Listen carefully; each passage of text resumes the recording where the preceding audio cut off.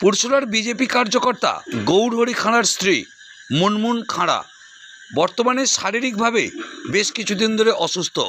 সেই কারণেই পুরসুরার বিজেপি বিধায়ক বিমান ঘোষ মুনমুন দেবীর শারীরিক অসুস্থতার কথা খবর পাওয়ার পরই তিনি ছুটে আসেন তার বাড়িতে এবং তাকে আর্থিক সাহায্যের হাত বাড়িয়ে দেওয়ার পাশাপাশি আগামী দিনে অপারেশন করার সময় পাশে থাকার আশ্বাস দেন বিধায়ক বিমান ঘোষ। বিধায়কের আশ্বাসে খুশি মুনমুন দেবী। কি বলছেন মুনমুন খাঁড়া শুনবো, কি বলছেন বিধায়ক বিমান ঘোষ শুনবো। পুরসুরা থেকে নিজস্ব সংবাদদাতা রিপোর্ট, নিউজ 7 সকাল লাইভ। এই 26-এর টাকা হয়ে যায়, একদিন তো কষ্ট করলেন দেখছি, তবুও যা দেখে গেলাম আমি বলবো, ভিডিওকে বলবো। আসছি। আচ্ছা, এটা দাদা। হ্যাঁ, এটা মা। নমস্কার। বলবেন, আপনার বাড়িতে বিধায়ক এলেন, আপনার সঙ্গে দেখা করলেন, কি বলবেন?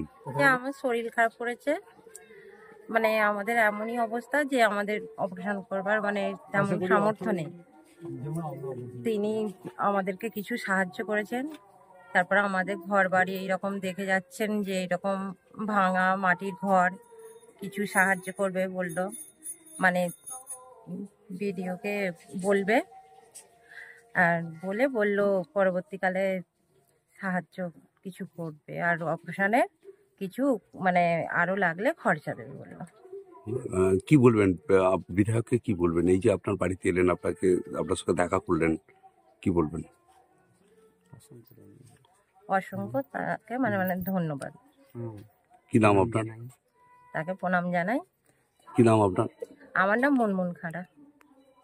কি বলবেন? আজকে দেখা যাচ্ছে যে পুরসুরার যে এলাকায় আপনি এসেছেন, মানুষের সঙ্গে দেখা করছেন এবং একটা পরিবারে এসেছেন, সেখানে তাদের হচ্ছে কিন্তু আর্থিক সাহায্য তুলে দিলেন, কেন, কি ব্যাপার? দেখুন, আমাদের পার্টির সক্রিয় কার্যকর্তা গৌরহরিদা, ওনার স্ত্রী দীর্ঘদিন অসুস্থ, তো অসুস্থতার জন্য ইমিডিয়েট অপারেশন করতে হবে সুস্থ হওয়ার জন্য। তো আমি দেখতে এসেছিলাম আর কিছু অর্থনৈতিক সহযোগিতা করে গেলাম, এবং যখন অপারেশন হবে তখনও আমরা পাশে থাকবো সে অঙ্গীকারও করলাম। ভারতীয় জনতা পার্টি শুধু পার্টির কার্যকর্তায় নয়, সাধারণ মানুষের পাশেও থাকে, এটা আপনারা দেখেছেন, অনেকবার দেখেছেন।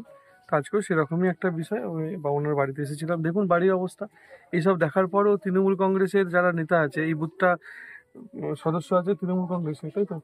তৃণমূল কংগ্রেসের, তাদের একটুও মায়া দয়া নেই যে এই বাড়িতে কিভাবে মানুষজন থাকতে পারে। ব্যবস্থা করবো, আমরা জানাবো সংশ্লিষ্ট মহল।